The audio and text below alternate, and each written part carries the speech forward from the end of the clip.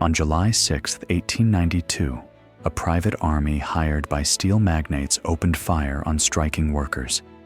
In 12 hours of fighting, 16 people died. The next day, the survivors' wages were cut by a quarter. It was with this money that the most idyllic corner of America was built. You've seen this house dozens of times. Here, Martin Scorsese filmed the orgies of his Wolf of Wall Street, and Alfred Hitchcock made it a symbol of absolute power. But its true foundation is not Hollywood glamour. It's the blood and soot of Pittsburgh's steel mills. But the most cynical secret of this place is sealed within its walls. This isn't just a house. It's a political manifesto written in the language of architecture. We will reveal why this particular style was chosen and what secret message about power and order it carries. A message addressed not to its guests, but to the ghosts of the very workers whose blood paid for every stone in these walls. This place is a dream, a perfect corner of old England, as imagined by those who have never been there. It seems as if these walls of aged brick and silvery stone have absorbed centuries of aristocratic tranquility. That these linden alleys have always led to this house, and the ancient trees remember generations of lovers who walked in their shade. Hollywood agrees. When Alfred Hitchcock needed a symbol of absolute, unattainable power for his villain, he chose this place. When Martin Scorsese was looking for a set for the financial orgies of his Wolf of Wall Street, he came here. This house became the main stand-in for the American dream in its most luxurious, most elitist form. Every year, tens of thousands of people pass through these gates. They seek beauty, peace, a touch of a bygone era of elegance, and they find it. In the symmetry of the French parterre, in the romantic wilderness of the woodland garden, in the cool majesty of the oak-paneled halls. Old Westbury Gardens is a promise of harmony, an idol frozen in time, created, as legend has it, for love.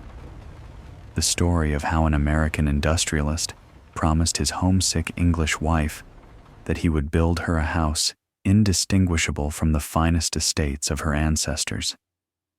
But that's only half the story, the one engraved on plaques and retold by tour guides. And there is another, a story written not in ink, but in molten steel, because this perfect English paradise is an illusion.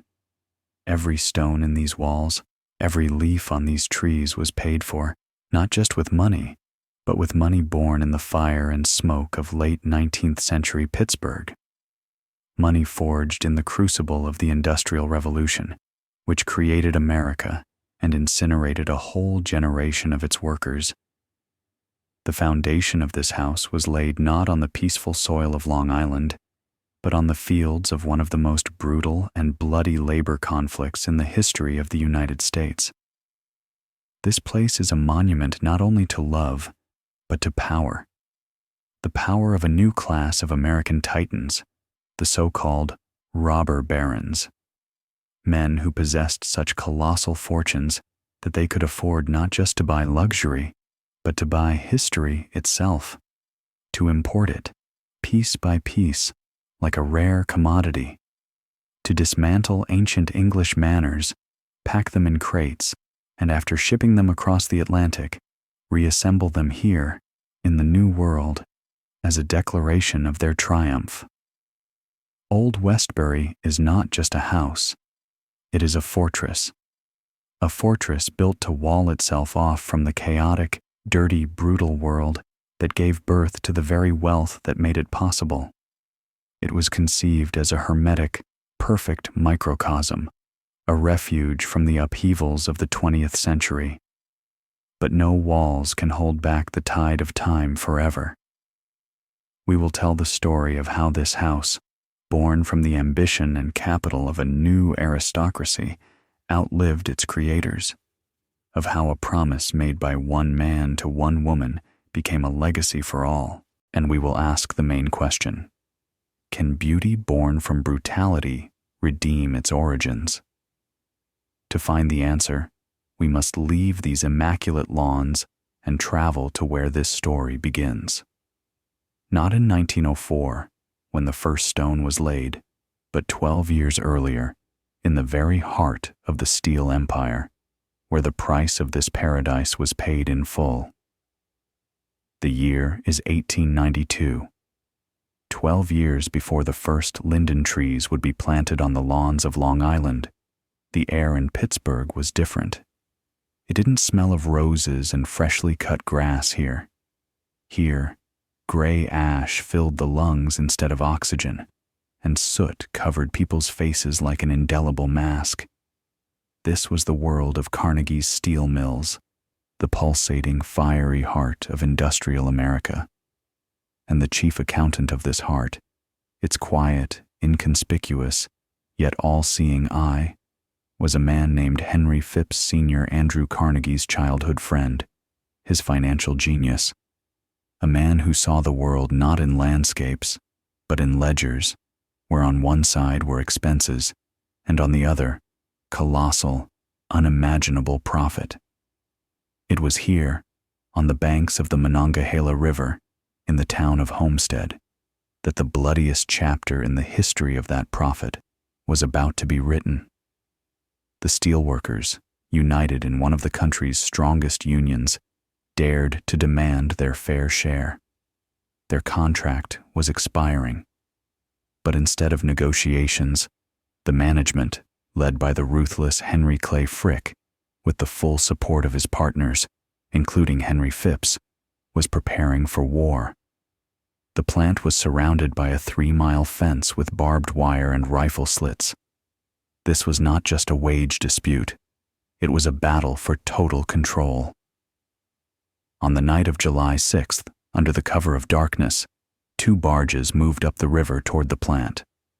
On board were 300 heavily armed mercenaries from the Pinkerton Private Detective Agency, Capital's private army, hired to break the workers' will by force. But they were expected. The town was not asleep. When the barges tried to dock, the first shot rang out, and the river turned into a battlefield. It was a real battle, lasting 12 hours. The workers, armed with old rifles and their own desperation, fired from the shore. The Pinkerton agents fired back from the barges, finding themselves trapped. By the end of the day, 9 workers and 7 mercenaries were dead. Hundreds were wounded. In the end, the Pinkerton agents were forced to surrender. But it was a Pyrrhic victory. Soon, the governor sent 8,500 National Guard soldiers into the town. The strike was crushed. The Union was destroyed for the next 40 years. And that's when Henry Phipps and his partners got what they wanted: total control. The workers' wages were immediately cut by 25%. The 12-hour workday became the norm. The company's super profits, no longer bound by union agreements, skyrocketed. Every dollar that would, a few years later, go toward buying antique 18th century paneling, toward transplanting 50-foot trees, toward creating a perfect English garden, was earned here. Its true price was the bullets, blood, and broken lives of thousands of homestead workers. This was the price of steel, and this was the price of the future old Westbury estate. The money born in this hell was now clean, legal, and immense. It was passed down to his son, John Phipps, an Ivy League gentleman, a member of the secret society Skull and Bones. He had never smelled the factory fumes or heard the gunshots over the Monongahela. He inherited only the result, capital that seemed inexhaustible. And he had a completely different dream, not to conquer markets, but to build a perfect world. But can capital born of violence create something truly beautiful? And does it not carry within it the seeds of the destruction from which it sprang? The heir to the steel empire was a man of a different mold than his father. John J. Phipps, a Yale graduate and member of the secret society Skull and Bones, didn't see the world as a balance sheet. He saw it as a canvas. The steel, which had passed through Bessemer converters and been tempered in the fires of the Homestead Strike, was now being transformed into stocks, bonds, and most importantly, impeccable social capital. And J. Phipps intended to spend this capital on creating a masterpiece. The driving force behind this creation was a promise. His wife, Margarita Grace, the daughter of an Irish immigrant turned shipping magnate, longed for England, for its green hills, its centuries-old gardens, and its estates where history was not a museum exhibit, but a part of daily life. Jay promised her, "I will build you a home in America that will be indistinguishable from the finest estates in England." But this was more than a gesture of love. It was a challenge. American capital, young, audacious, born in the smoke and roar of factories, was about to prove it could buy not only luxury goods, but the very soul of the old world, to buy it and surpass it. This house was not to be just a dwelling, but a manifesto, a declaration that the Phippses were not merely rich, they were a dynasty, a new American aristocracy, and for such a declaration, a special language was needed, the language of architecture. Phipps hires the British designer George A. Crawley, not an American who could imitate the style, but a native of the culture who could guarantee authenticity. And together, they choose not just a style, but a political statement. The mansion would be built in the Charles II style, the Restoration style. This was not a random choice. It was a code. Restoration architecture emerged in England in the late 17th century, immediately after the chaos and bloodshed of the Civil War, after the execution of the king. It is a style that symbolizes not just the return of the monarch to the throne, but the restoration of order, the revival of aristocratic power, the triumph of stability over revolutionary madness. By choosing this style, J. Phipps was telling the world, "We, the captains of industry, have survived the chaos of strikes and social unrest. Now, we are here to establish order. We are the new ruling class." Every stone in this facade, every precise line of the roof, was an assertion of the right to power, bought with money earned by suppressing those who dared to challenge that power. The irony was magnificent. The facade of aristocratic tranquility and unshakable order was paid for with money forged in the crucible of industrial war. The house that was meant to be a symbol of harmony stood on the foundation of one of the most disharmonious episodes in American history. J. Phipps assembled a team, allocated a budget capable of changing the geography, and was ready to begin construction of his fortress, his ideal world. But he failed to account for the fact that the first battle for this world would not be fought on the construction site, but at the drafting table. And his main opponent would not be a contractor or an architect, but the very woman for whom it was all conceived. In a world where steel was produced by the ton per hour, where decisions were made by telegraph, and fortunes were made in a single day on the stock exchange, everything was ready to begin. J. Phipps, heir to a fortune capable of moving mountains, and George Crawley, the British architect armed with a knowledge of history, laid out the blueprints. It was the crown jewel of their collaboration. An impeccable, symmetrical, majestic house in the Charles II style. A statement of power cast in brick and stone. The money was in the accounts. The land was waiting.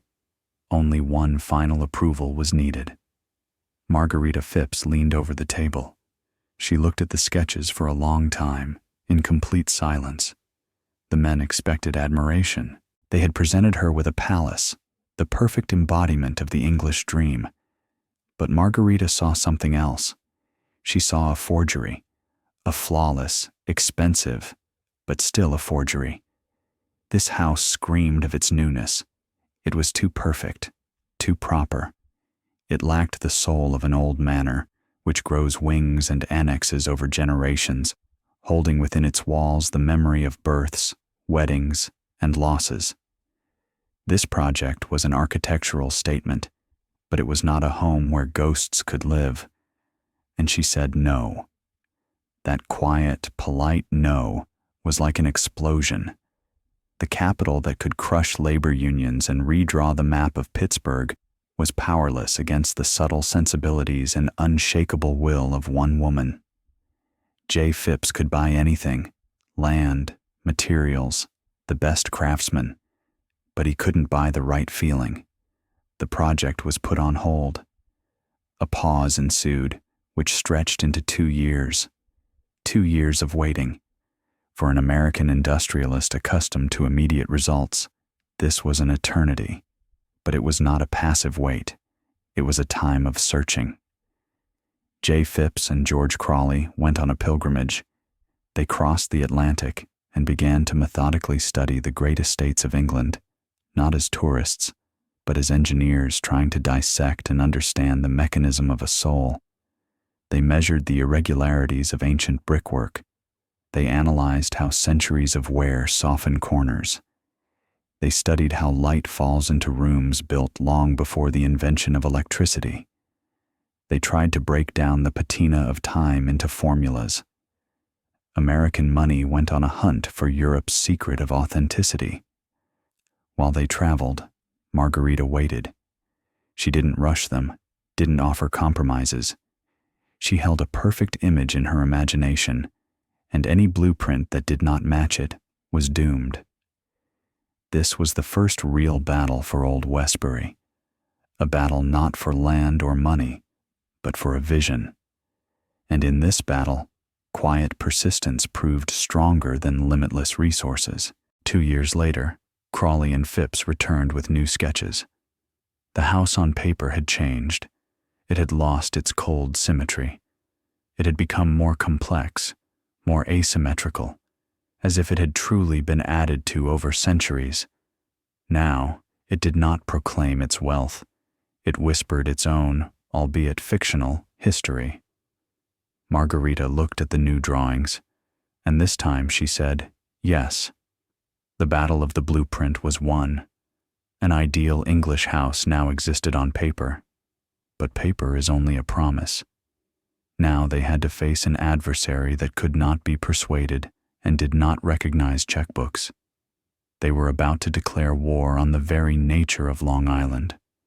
The house was approved, but a house without a garden is just a building. Margarita Phipps didn't just want a garden. She wanted the memory of a garden. She wished for her windows to look out onto a landscape that appeared as if it had existed for 200 years. She didn't want a young sapling. She wanted a centuries-old tree, not the promise of shade, but the shade itself, here and now. She wanted an instant old garden. In the early 20th century, this task seemed fantastical. Nature operates on its own laws, and trees take decades to grow. But J. Phipps approached problem-solving not as a gardener, but as a steel magnate. If nature does not obey, then one must apply force. Sufficient force, a sufficient amount of money. He declared war on time, and his army was made up of engineers, his artillery of steam engines. An operation unprecedented for its time began, resembling a military campaign more than landscape design. The targets were not individual saplings, but entire trees. Dozens of enormous, fully grown linden, beech, and elm trees, 50 feet tall. Giants, whose age was counted in decades, were sentenced to be moved. It was a brutal battle against geology and biology. A huge trench was dug around each colossal tree. The root system, vast and fragile, was severed, encasing the root ball in a giant wooden box. Then came the steam winches and cranes. With screeching cables and clouds of steam, The machines slowly, inch by inch, pulled the multi-ton monster from the earth. Each tree was a wounded giant, torn from its familiar environment. Then came the riskiest stage. The trees were loaded onto specially designed platforms, pulled by dozens of horses, and slowly, painstakingly, hauled across the fields of Long Island. It was a surreal caravan, a mobile forest crawling across the land. Every jolt, every pothole in the road could be fatal for a tree. It was a war of nerves, logistics, and brute force. But nature did not surrender without a fight. Many of the transplanted giants could not withstand the shock. Their roots failed to take hold in the new foreign soil. They slowly withered, turning from symbols of eternity into costly monuments to human hubris. Every tree that died was a financial and moral loss. A new one had to be brought in to take its place. The war dragged on, becoming ever more grueling and expensive. Every living beech tree in the old Westbury Garden today is not just a tree. It is a surviving veteran of that war, a monument to the engineering genius and imperial scale with which Phipps built his ideal world. He literally transplanted a forest, trying to cheat time. He paid for every year his trees lacked to grow naturally. But while the Phippses waged this costly war with nature, buying themselves a past, another invisible battle was being fought a few hundred yards away. A battle fought by the people who built this paradise not for a dream, but for a piece of bread, people whose names would not go down in history. While architectural magazines admired the audacity of the design, and society columnists anticipated the birth of a new wonder on the Gold Coast, paradise itself was being built by the hands of those who were infinitely removed from that world. The names John Phipps and George Crawley were engraved on the blueprints, but the names of hundreds of other men dissolved into the mortar and mud of Long Island. They were immigrant laborers, men who had left the poverty of southern Italy and Ireland in search of the American dream, but found only its foundation, which they had to dig by hand. They were the invisible army erecting this fortress of elegance. Their world had nothing in common with antique panels and varieties of roses. Their world was temporary barracks, hammered together on the edge of the vast estate. Meager food, long hours of grueling labor, and pay that allowed one to survive, but not to live. Every day, from dawn until dusk, they changed the landscape. They dug foundations, mixed concrete, hauled stones, laid brick after brick, creating the illusion of centuries-old English masonry. Their hands, rough and calloused, touched the same materials as the hands of 17th-century aristocrats. But they weren't creating history. They were fulfilling an order. They were the human equivalent of the steam engines that uprooted trees, a living force that could be hired, used, and dismissed. The contrast was absolute, almost surreal. A few miles away, in their luxurious mansion on Fifth Avenue, Jay and Margarita Phipps pored over catalogs. They discussed the shade of silk wallpaper for the morning room. They chose between a Louis XIV tapestry and a series of English hunting prints. Every decision they made, in comfort and quiet, reverberated here, on the construction site, with the crash of hammers and the shouts of foremen. Every perfectly fitted stone in the wall represented hours of monotonous labor under the scorching sun or in the freezing wind. Every smooth path in the garden represented backs strained from carrying gravel. This English paradise, a symbol of harmony and tranquility, was born from the sweat, strain, and silent resentment of hundreds of nameless builders. They were building the walls of a world they would never be allowed to enter. They were creating a beauty they would never be allowed to enjoy. Their story is not written in the owner's diaries. It is hidden in the minute defects of the brickwork, in the fingerprints on the inner side of the rafters, in the very earth that absorbed their labor. They were the ghosts of this construction site. And while they were creating the physical shell of the house, its master was busy with another, no less complex task. He went on a hunt for its soul.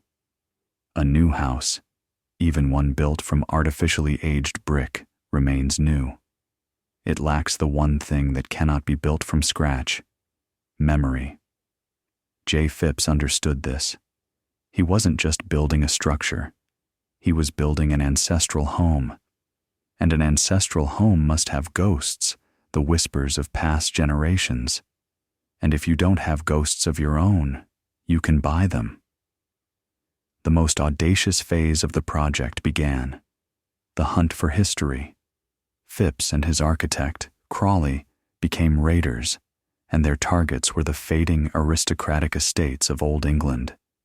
In the early 20th century, the British nobility was going through hard times.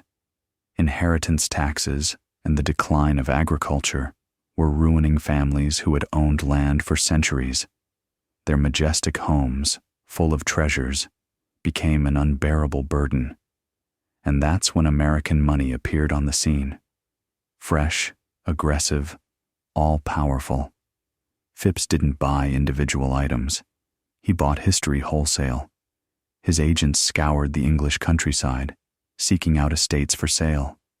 They weren't interested in paintings or furniture. They were interested in the very walls. Entire rooms, carved 18th century oak panels, marble fireplaces that had warmed the hands of generations of lords, painted ceilings, moldings, all of it was carefully dismantled.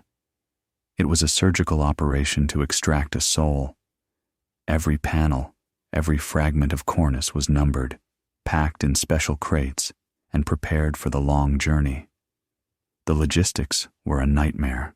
Dozens, hundreds of crates with fragile, priceless cargo were hauled by cart to the nearest railway station, then by train to the ports of Liverpool or Southampton, and from there, across the stormy Atlantic on steamships, in holds where fragments of English history lay next to sacks of grain and steel beams. In the port of New York, the cargo was met once again. The crates were reloaded onto trains heading to Long Island, and then, again onto wagons that carried them along country roads to the mansion under construction. It was like an invasion. American capital, forged in Pittsburgh, was literally devouring and digesting European heritage to create its own, improved version of aristocracy. And right here, on the construction site, a miracle of engineering and an act of sacrilege were happening at the same time. The Italian and Irish workers, whose ancestors had perhaps never seen anything more majestic than their village church, were now assembling, like a giant puzzle, the interiors of an English palace. Oak panels that remembered conversations about the Napoleonic Wars were being fitted into the walls of a new house in the New World. Marble that held the warmth of hundreds of winters became part of a mansion that had not yet survived one. It was the ultimate act of possession. Phipps wasn't just imitating history. He owned it. He bought it, moved it, and forced it to serve his ambitions. But when two cultures collide on one construction site, a British architect obsessed with authenticity and American contractors obsessed with speed, conflict is inevitable. And this battle was fought not over history, but over simple bricks and mortar. On the construction site of Old Westbury, its own invisible transatlantic war unfolded.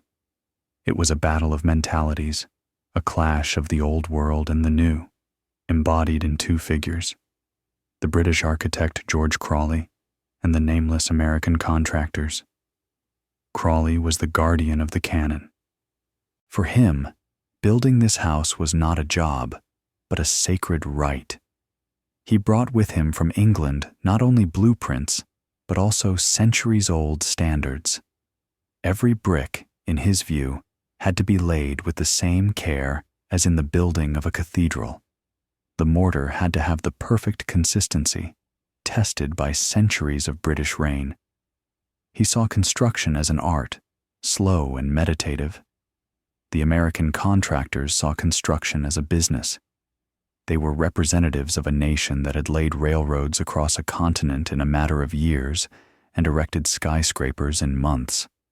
Their motto was, "Time is money." Their gods were speed and efficiency. They saw Crowley's meticulousness as an eccentricity, an annoying obstacle on the path to completing the contract. Why spend a week on something that could be done in 2 days? Why argue about the composition of the mortar if this cheaper one would hold the wall just fine? Their disputes, documented in letters and reports, became a daily routine. Crawley, with his aristocratic accent, tried to explain to a foreman from Brooklyn why they couldn't use modern Portland cement, which would give the joints a lifeless gray tint instead of the traditional lime mixture. He demanded that the bricks be laid not perfectly straight, but with barely perceptible, authentic irregularities, imitating 17th century handiwork. To the American masons, this was absurd. Their entire lives they had been taught to lay bricks as straight as possible. A perfect wall was a matter of their professional pride. And now this eccentric Englishman was demanding they do the work deliberately imperfect. This was not just a clash of technologies. It was a clash of philosophies.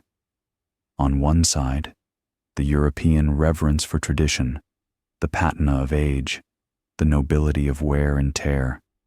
On the other, the American faith in progress, in new materials, in perfect, machine-like precision.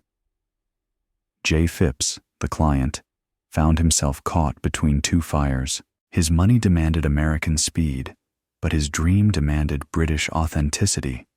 He had to act as arbitrator in these endless battles.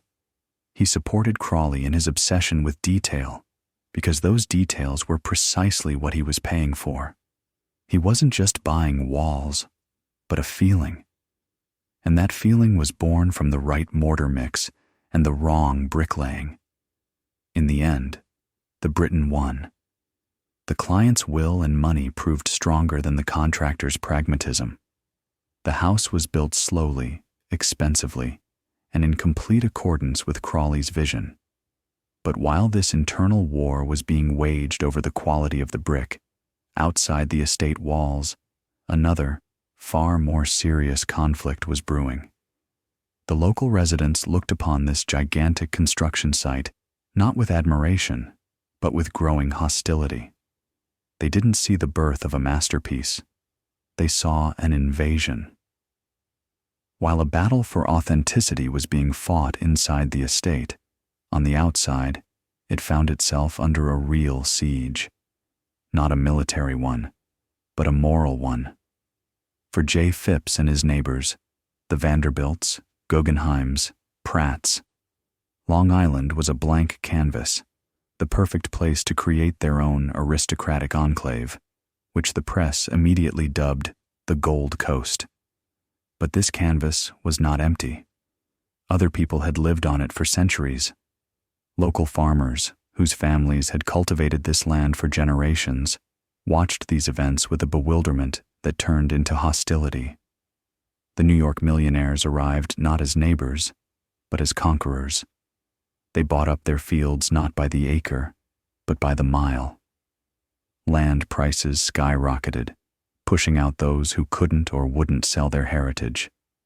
The familiar way of life was collapsing. Where potato fields once stood, polo stables now rose.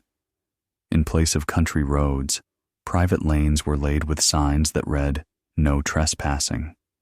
Newspaper cartoons of the time ruthlessly depicted this process. The Phippses and their ilk were portrayed as giant octopuses in top hats, their moneyed tentacles wrapping around the island, sucking the life out of it.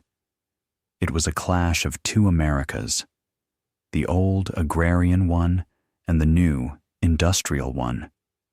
and the latter was winning with overwhelming superiority. The construction of Old Westbury was not just the building of a house, but an act of demarcation. The high brick walls and dense hedgerows were not merely elements of landscape design. They were a physical barrier separating the new, perfect world from the old one, which was now considered alien and undesirable. But the siege was not just local. From Pittsburgh, from the smoky heart of the Steel Empire, came another, more scathing voice. Newspapers that remembered the Homestead Strike wrote with unconcealed sarcasm about the millions of dollars that the heirs of Carnegie and Phipps were spending on their artificial paradises. Every article about transplanting 50-foot trees or purchasing antique fireplaces was a silent reproach. It was a reminder of how this fortune had been made, of the 12-hour workdays, the reduced wages, the poverty of the working-class neighborhoods surrounding the factories. This double siege, from old neighbors and from the ghosts of the past, could not breach the estate's brick walls, but it created an invisible field of tension around it. J. Phipps built his home as a refuge, a fortress. But the higher he built the walls, the more clearly they defined his isolation. He wanted to create an English idol, but in the process, he only emphasized how much of a foreigner he was on this American soil. And this idea of protection, of shelter from a hostile world, was encrypted in the very layout of his house and garden. If you look at Old Westbury from a bird's-eye view, you see not just a house and garden. You see a strategy. The entire landscape and architectural concept is a meticulously planned defense system, but one designed to defend not against cannons, but against gazes, against the intrusion of the external, imperfect world. Every lane, every wall, every tree here is a cipher, a text about power, control, and the desire to create a perfect, manageable universe. Let's start with the driveway. The long, nearly mile-long linden tree alley is not just a beautiful entrance. It is the first line of defense. It is designed to slow the guest down, to subordinate them to its rhythm. Moving under the dense canopy of branches, the visitor can barely see the house. They are kept in suspense, prepared for an encounter with something significant. The alley is the stage management of an impression, a gradual subjugation of the guest's will as they move from the outside world into a carefully orchestrated experience. And only at the very end, suddenly, the trees part and the house appears. Not all at once, but from its most flattering angle. The effect is calculated with mathematical precision. The house itself is not situated on a hilltop, as was common for many of the nouveau riche who screamed of their wealth. It is hidden in the landscape, as if lying in wait. This is a gesture not of ostentation, but of self-assured power that needs to prove nothing. And then, the gardens. They are not a single, unified space. They are divided into rooms, each with its own character and function. The key element of this system is the walled garden. It is a literal metaphor for a fortress. High brick walls, covered in ivy and roses, create a feeling of absolute security. Inside this garden, the outside world ceases to exist. There are no sounds or sights of the hostile surroundings. It is an oasis for the chosen few, a corner of paradise to which access is strictly controlled. Here, nature is not wild and unpredictable. Here, it is completely subordinated to human will, trimmed, organized, ordered. Even the choice of plants is a code. Classic English roses, yew hedges, boxwood. This is the flora of the old aristocracy, imported and planted here to supplant the local, common vegetation. This is cultural conquest, expressed in the language of botany. Thus, Old Westbury is not an invitation. but a barrier. It is the architectural embodiment of the desire to wall oneself off, to create a hermetic bubble where its own laws of aesthetics and order apply. J. Phipps was not just building a house. He was building a perfect microcosm meant to protect his family from the chaos of the 20th century. But creating the outer shell was only half the battle. Now it had to be filled with content. And this task demanded from him an even greater, almost maniacal, control. By 1906, the skeleton was complete. The house stood, the roof was covered with slate, and the transplanted trees were putting down their first, tentative roots in foreign soil.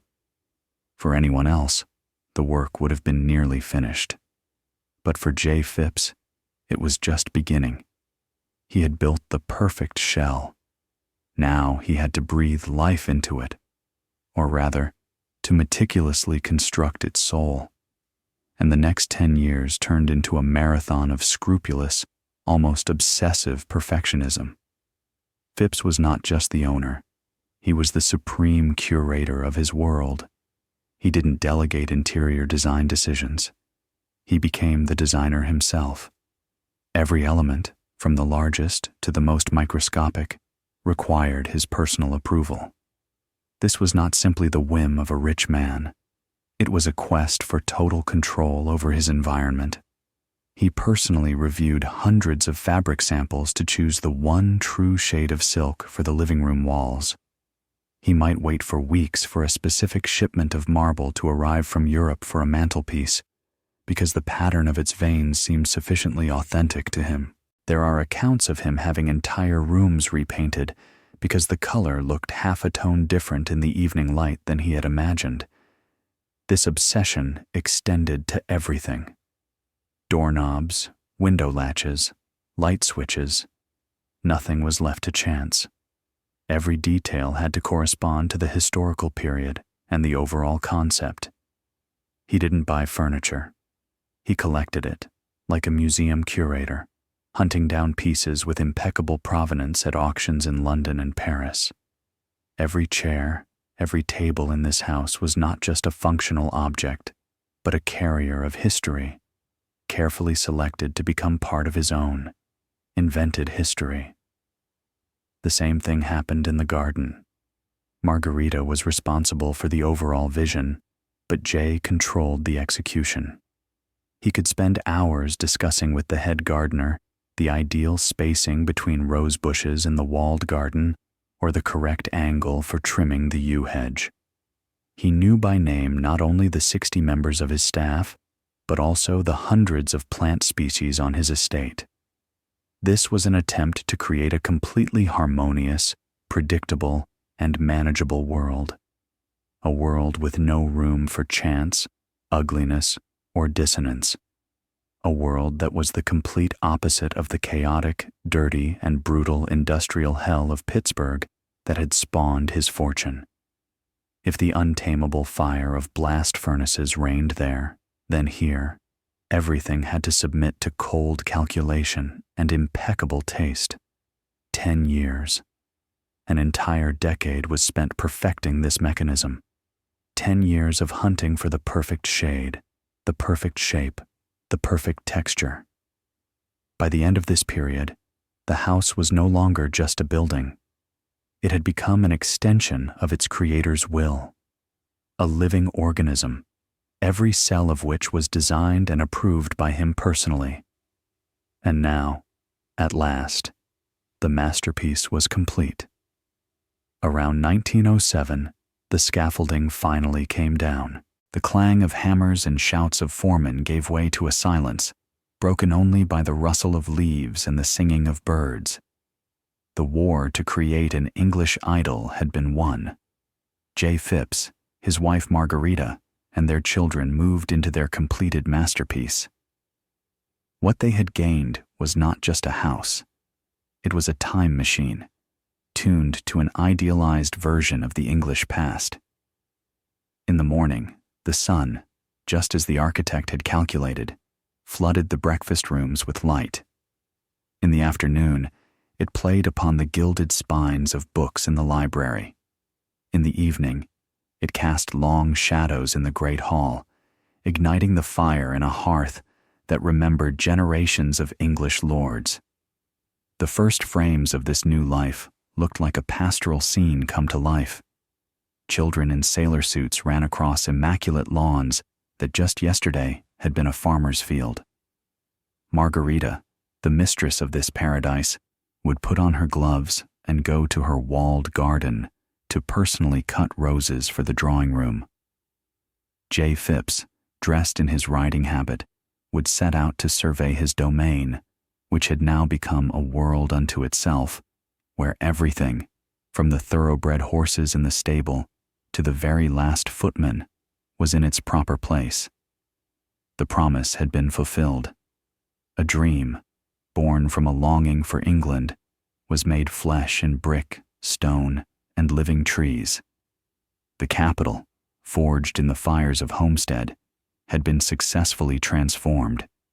It had turned from the brute force that broke unions into a refined elegance capable of reproducing the aristocratic way of life.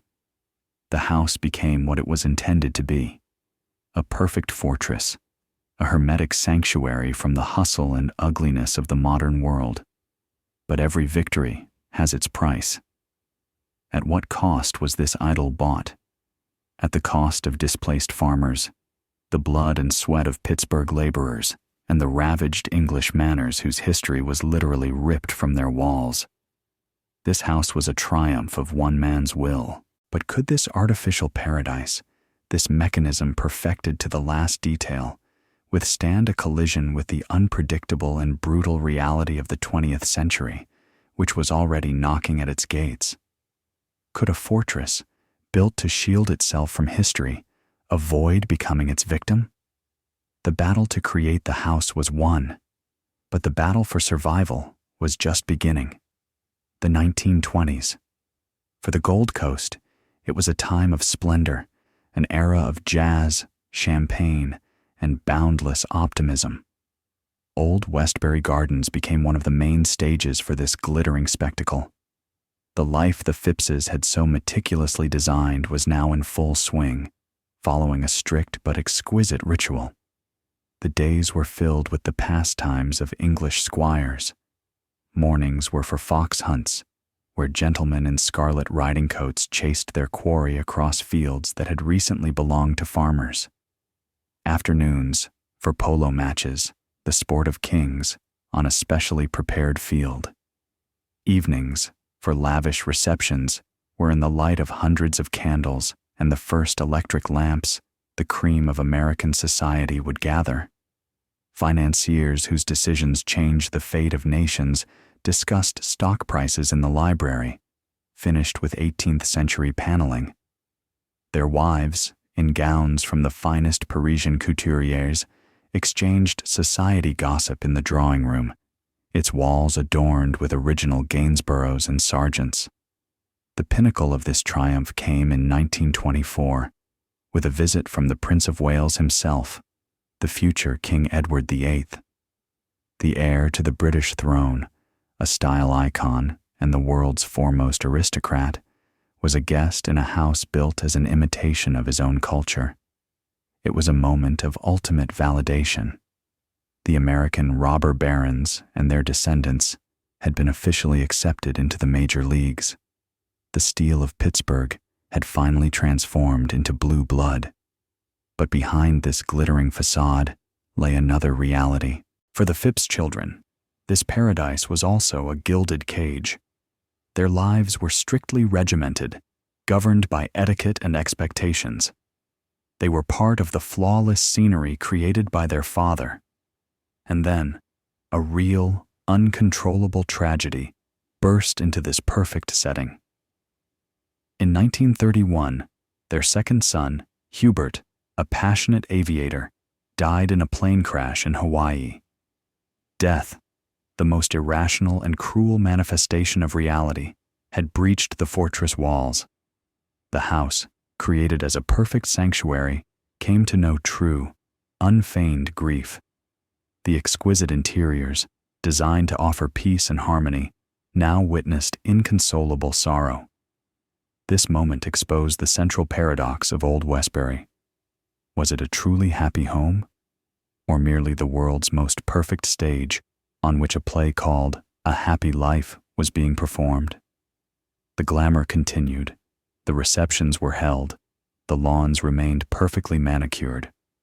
But a crack had formed in the very heart of this paradise, and soon the entire world around it would begin to come apart at the seams, threatening to destroy not just one family, but the entire way of life this fortress was built to protect.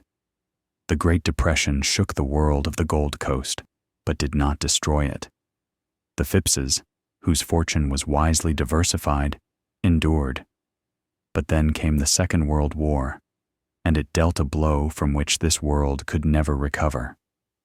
The changes began subtly, but they were relentless. The enormous staff of 60 servants began to dwindle. Young gardeners, footmen, and grooms left for the front. They were replaced not by new workers, but by emptiness. The perfectly trimmed hedges began to lose their shape. Some flower gardens had to be left to overgrow with weeds. There was simply no one to tend to them. The house, once a living, perfectly tuned organism, began to fall into a lethargy. And after the war, the world changed forever. Returning soldiers no longer wanted to be servants. The American dream now looked different. A house of one's own in the suburbs, not livery in someone else's manor. Finding staff became nearly impossible. But the government dealt the final blow. New progressive inheritance taxes were designed specifically to break up the gigantic fortunes of the robber barons. Maintaining estates like old Westbury became economic suicide. And so, a wave of destruction swept across the Gold Coast. The twilight of the gods had begun. One by one, the magnificent mansions, the palaces of the American dream, were demolished. Their owners or heirs could no longer bear the burden. The land, now worth a fabulous sum, was sold off for development.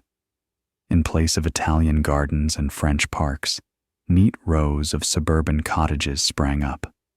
Every swing of the wrecking ball was a death knell for a bygone era. In 1958, at the height of this great exodus, J. Phipps died. The creator and guardian of this world was gone, and his creation, his fortress, was left defenseless in the face of a new reality. The fate of old Westbury Gardens hung by a thread. The heirs faced the same choice as their neighbors. To sell the 400 acres to developers meant providing for themselves and their descendants for generations to come. It was the logical, pragmatic American way. To save the house meant to condemn themselves to ruin. It seemed this story could have only one ending: another newspaper obituary, another lost masterpiece. The fortress, built to withstand time, was ready to fall. But its creator had not counted on one thing: that his strongest legacy was not in stone or money, but in the character of his daughter. The house awaited its sentence. Its neighbors on the Gold Coast had already been executed. Their marble staircases turned to rubble, their century-old parks into neat suburban lots. It was the logical end. Selling the land meant providing for herself, her children, and her grandchildren for generations to come. It was the way of capital, the very path that had created this house. But his daughter, Margarita, whom everyone called Peggy, did the unthinkable. She said no. No to the bulldozers. No to the developer's checkbook. No to the logic of profit. In a world where personal gain was the ultimate measure of success, her act was tantamount to heresy. She saw the house not as an asset, but as a responsibility. Not as property, but as a legacy. In 1959, she took an action that went against all the logic of her class. She gave up a colossal personal fortune and established the non-profit Old Westbury Gardens Foundation, deeding it the house and 160 acres of the most expensive land in America. But Peggy was her father's daughter and her grandfather's granddaughter. She thought strategically. She understood that the gift alone was not enough. A gift without the means to sustain it is merely a stay of execution. The key to survival lay not in the gift itself, but in the mechanism that would ensure its perpetuity. Along with the house, the Phipps family created an endowment, a capital fund whose income would cover the maintenance costs. Money born of violence would now serve as redemption. The capital that once built walls to shut out the world would now have to keep the gates open. And herein lies the greatest irony of this story. The most private, most elitist world, created as an impregnable fortress for one family, survived only because it threw open its gates to everyone. Its salvation lay not in the strength of its walls, but in their absence. Today, it is not the descendants of Vanderbilts who stroll these paths, but school tours, young lovers, and tourists from all over the world. They see the beauty, but now we know its true price. The steel forged in the fires of Homestead was transformed into the walls of a house. The ambitions of one man became the heritage of a nation, and a promise made to a wife now belongs to eternity. And looking at this perfect harmony, we are left with the ultimate question. Can beauty, once shared, ultimately atone for the brutality that lay at its foundation? The answer, perhaps, will forever remain sealed within these walls, in the silence of these gardens. And so, the circle is complete. Capital, born from violence, was transformed into a bastion of impeccable beauty, designed to wall itself off from the world. But this paradise, created as a fortress for the chosen few, achieved immortality only when its gates were thrown open for all. And when we walk through these gates today, what do we really see? Redemption, embodied in stone, or merely the most beautiful of all illusions?